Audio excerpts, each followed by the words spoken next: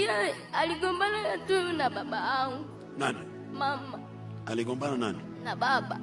Alafu alipogombana na baba akaanza kuumwa. Anaenda hospitali zote, hakuna matibabu. Alishaenda kwake lakini hamna chochote. Mimi nilipelekwa ufundi.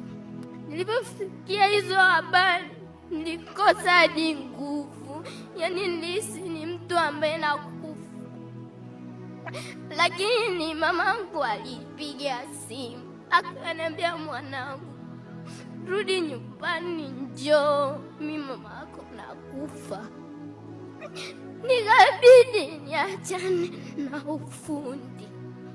Nilipoachana nao, huyu mama alikuwa nakaa naye, alikuwa anafanya kazi wake anaitwa Lydia.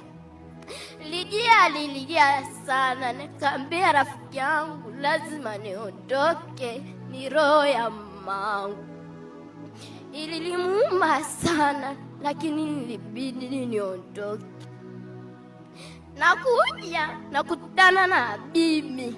Bibi ani akili kidogo, haongei, yani anaongea kitu kama kitu kina namuuliza bibi nini, haongei, anabidi tu alie.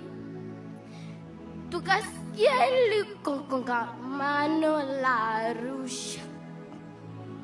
Nikamwambia mama, kuliko ufe bora twende, kama kufa tukafie kwenye kongamano wote. Mamangu, nina kakaangu mkubwa ayuko form 3, alililia mpaka akasema masomo hataki.